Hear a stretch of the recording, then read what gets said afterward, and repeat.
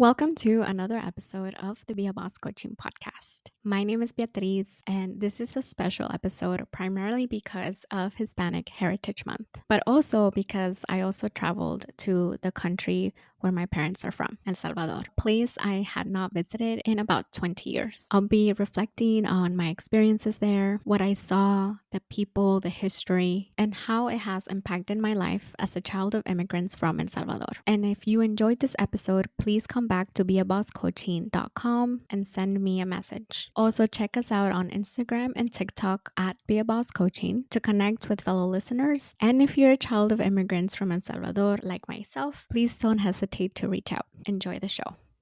Hey, y'all, and welcome to season 3 of the Be a Boss Coaching Podcast. My name is Beatriz. I'm a business and entrepreneur coach, and I'm the founder of Be a Boss Coaching. In this podcast season, I am thrilled to have a brand new lineup of guests from diverse fields, each bringing their own unique products and services to the table. Not only are we featuring inspiring business entrepreneurs and their stories, but we'll also dive into the skills and innovations that are integral in building a thriving business. Get ready for topics that are essential for your entrepreneurial journey. In this season, we'll cover everything from healing to AI to creativity to building a private practice. Stay tuned and don't forget to visit beabosscoaching.com where you can read our other blogs, listen to our other podcast episodes, and join our newsletter where you'll find out about new services and offers and exclusive discounts and so much more. Thank you so much for being here, and I hope you enjoy the show. Hey, everybody, and welcome to another episode of the Be a Boss Coaching Podcast. This episode I am doing after a trip to El Salvador, a trip that I have been looking forward to for a very long time, especially knowing that I haven't been back to El Salvador in 20 years. I'm 35 years old. The last time I was there, I'm pretty sure I was about 15, 16 years old. And I decided to go back this year. It really wasn't in the cards, but my my suegros were actually the ones who seeded the idea for myself and my parents to for us to go to El Salvador this year. And unfortunately, my suegra, she could not come, but my suegro did. It was quite the experience having my suegro come to El Salvador, someone who has lived in Malaysia for a very long time, well, pretty much their entire life. And so I was actually a little bit not worried, but just a little unsure of what that experience would bring to him. But it was overall a great experience. We definitely made some memories, and I'm excited. I'm glad that we were able to do this. I almost didn't go simply because my suegros weren't able to go anymore. But then I thought about the fact that I have been saying that I've been wanting to go back to El Salvador, and I just hadn't. And this time I was saying it again, and also it wasn't happening. So I said to myself I would go, that it would be okay. And it was. It was a fun experience, a little stressful, I would say, for my husband who had to drive there, a huge SUV Pathfinder there for 7 people. So he was lugging us around the whole time. It was quite stressful for him because the traffic and streets in El Salvador are much more chaotic. Though I must say that it is fascinating to see the respect that drivers have for each other on the road. And so that is what my experience back in El Salvador after 20 years.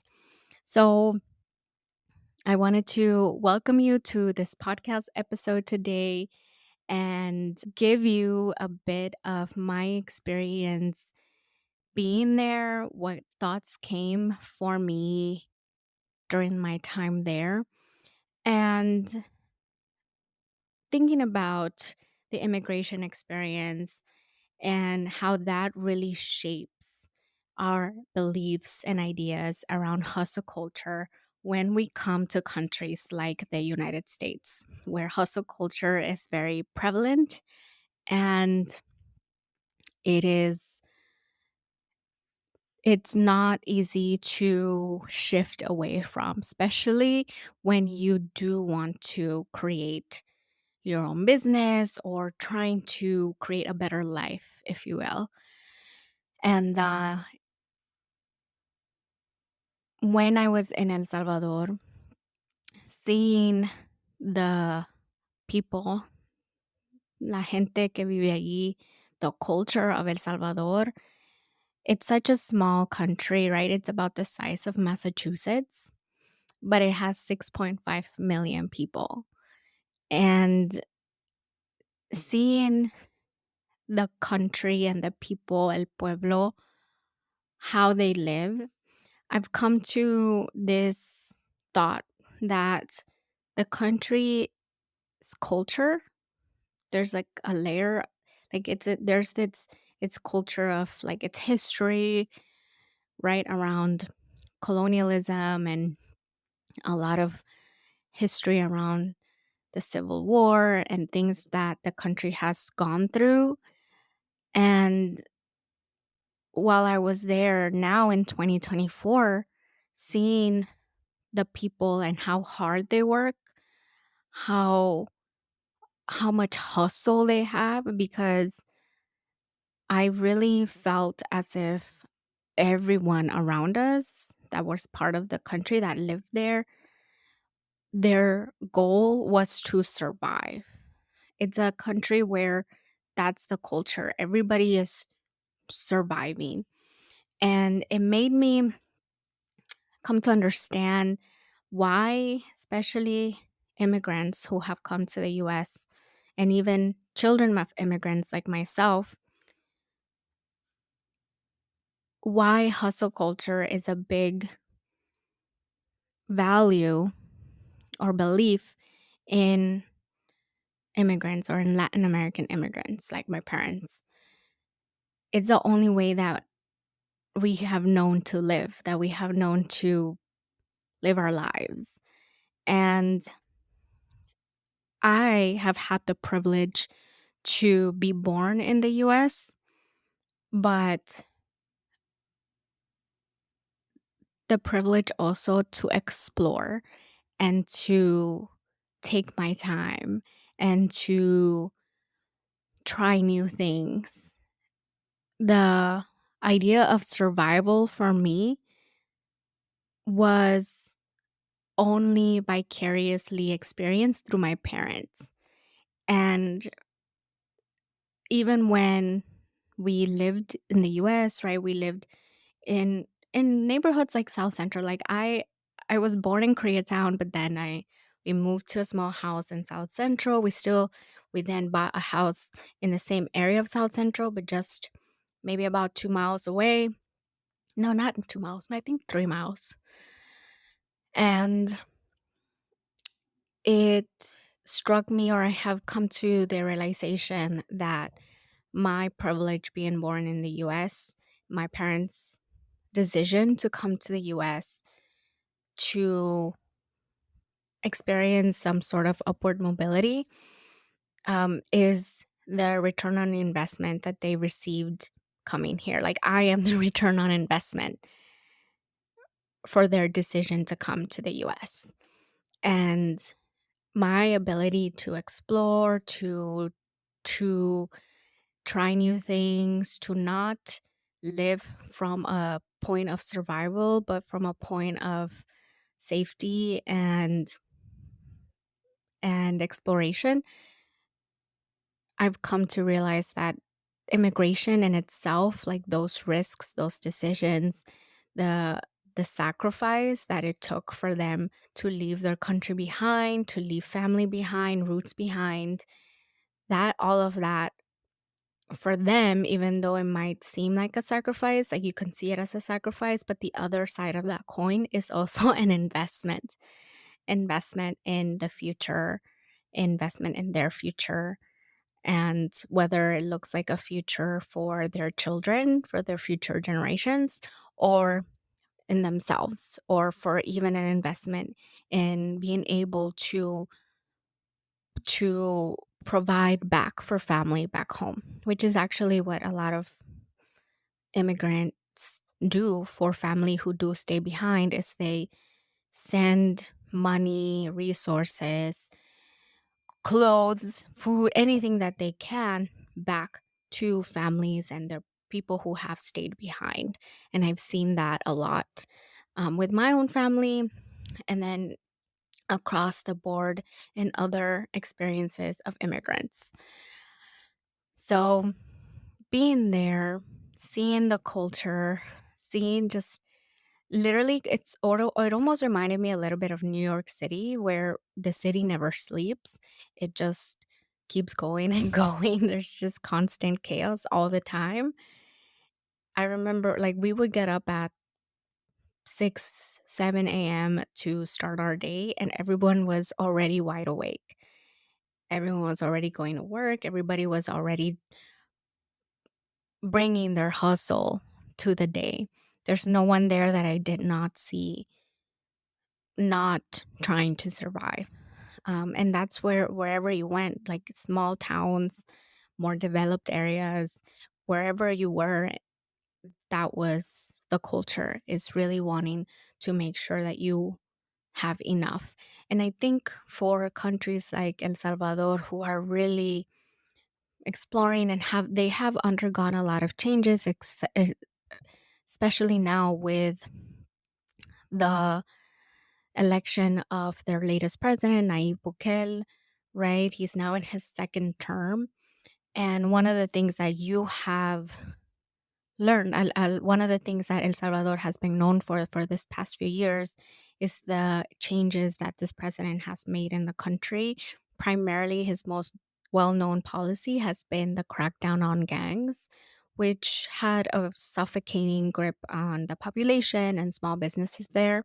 And seeing the aftermath of these changes, how people have have experienced these changes, how small businesses have experienced these changes, the has been quite revealing.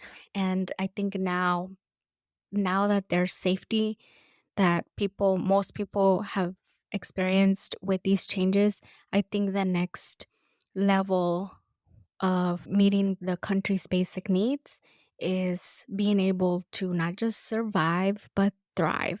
I think it's not quite there yet. Obviously, there are areas within El Salvador where are that are more developed. There are specific people within the population that have not just construction or laborious jobs, but jobs in the government and private businesses who maintain and provide resources and maintain the infrastructure of the country. And so it's revealing and interesting to see the different the employment, the different ways that people live there, how they are able to provide for themselves. But I think it has a lot of room and potential to thrive and to continue to provide a better living situation for the people there. So overall, being there, it was a great experience for me. I enjoyed making memories with my family, seeing family that I hadn't seen in over 20 years. I saw my cousin, who's about around my age. I think he's about a year younger. He now is married, he has a baby. And being able to see my aunt, who I hadn't seen. Of course, we've kept in touch over the years through Facebook or WhatsApp, but it's not the same, right, as seeing them in person. And I was able to see a brother who I hadn't seen in 20 years. He's my oldest brother from my mom's side. So it was very interesting. I think definitely the next time we go, I definitely plan to not wait another 20 years to return. But that this time around, I wish we had more time. But I think the next time we go, it would definitely be, over in the area of San Miguel, which is not, it's more on the, I want to say, eastern part of the country. We stayed more in the capital of San Salvador and in San Marcos and the western side closer to the border of Guatemala. So next time I go, I'd like to go to the east side and go to San Miguel, which is I don't know that part of the country. It's where my mom is from. I have been there when I was 14, but I don't remember anything. So like to see what it looks like on that side. Um, but being that it's Hispanic Heritage Month and this month is about honoring Hispanic heritage, honoring Latin American countries, honoring our roots, honoring our history. I wanted to make this episode to really reflect on this trip, to reflect on the ways that our experiences shape our beliefs and our ideas now, even if we live in countries like the United States, right? The hustle culture that I saw so prevalent in El Salvador and how it bleeds into the future generations, even if they are born in the US, like myself. And like my father, even though he immigrated from El Salvador to the US in the early 80s, hustle culture and surviving was is still ingrained in him, very much like an old scar that has healed, but it's still very part of who you are. And I see that in him but why he was, but it's also the reason why he was able to start his own business and use that business to provide for his family, to pay off our home, to help me with my education and paying off student loans. Something that I'm always grateful for, and something that now, when I think about my own privileges here, building my own business, yes, I come from a history of survivalism and hustle culture. I understand why that is. And it's also balancing that out with my privilege of being able to explore. And so those two things can coexist. And being able to figure out what that looks like for me as I continue to build my business, continue to want to provide for myself, create for myself, and build a business and be reflective of who I am as a person and the histories before me, how they shape my beliefs and my ideas, and how I choose to operate in the world and how I choose to build my business in general. So I'm happy, like I think about, again, the sacrifices of my parents and how that, if I think about investing, there's so many types of investing. And I think immigration is actually a form of investing because you're taking a risk and you're hoping that that risk compounds to something better, compounds to more, whether more is more opportunity, more wealth, more happiness, fulfillment, safety, even. I think that that is what reminds me every day that I can take risks. I will always be okay. And I have the privilege to do so in security and safety. So that is my little reflection on my recent trip to El Salvador.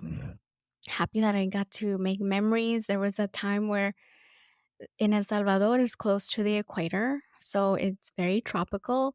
And there was a time, I'll just tell you a little story here, but there was my dad, being from El Salvador, he knows a few spots, right? But he hasn't lived there in so long that a lot of these areas and places are blurry to him.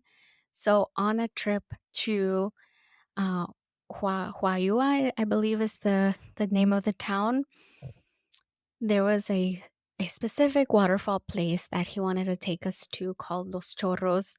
And on the way there, we encountered a very underdeveloped road, very rocky, very muddy. We had not realized, or we had completely forgotten that it had just rained throughout the entire day. So going down that road, we unfortunately, coming back up, got stuck, and I felt so bad for my husband who was trying to get us out of the road. It ended up being that we dented the car trying to get it up. My dad, thankfully, has had a lot of experience in these kinds of situations, and so he got us out. But that was definitely a memory that I will always have with me, with my husband and my father in law, my parents, my sister. There's a cute little puppy. I wish I would have taken a picture of it that was there around us, trying to be part of the action too. And but that's just one story that I know I'll have with me forever, the rest of my life. And so when we have the opportunity to experience places that where we come from, or even just in general traveling, there's always the opportunity to create memories and to create bonds, and perhaps trauma bond a little bit over some of the hurdles and challenges that we face. But overall, it was a great experience.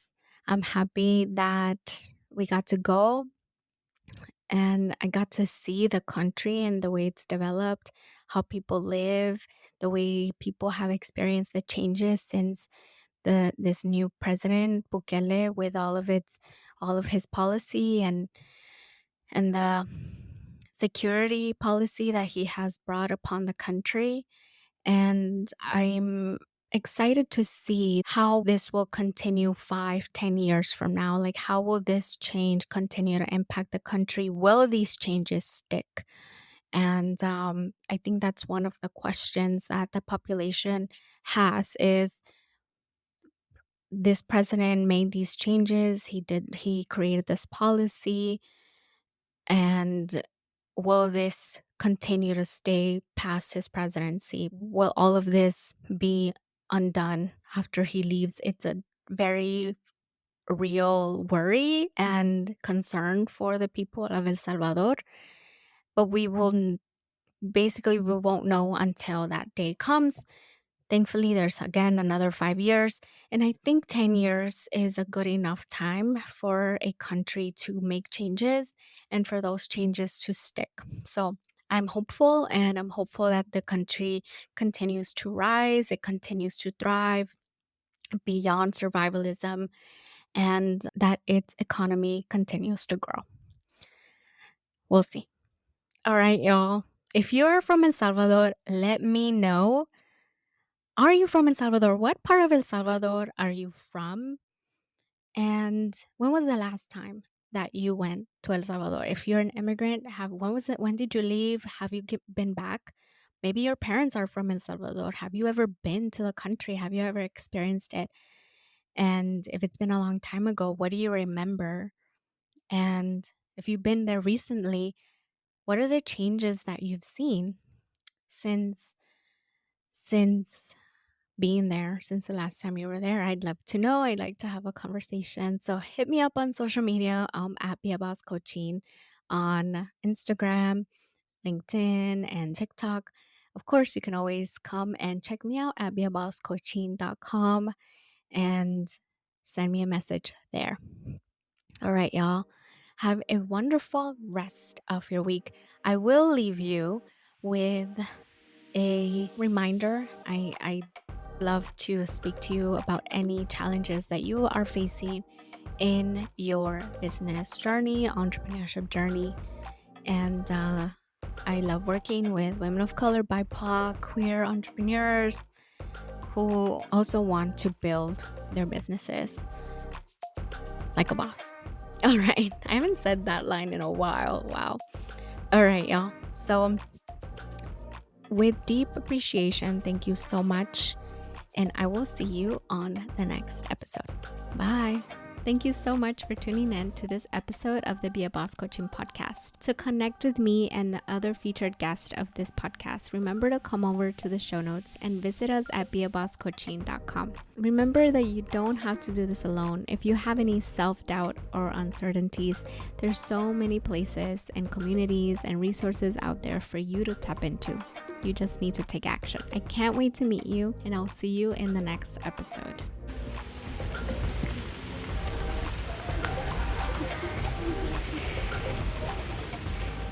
It's giving Twilight vibes.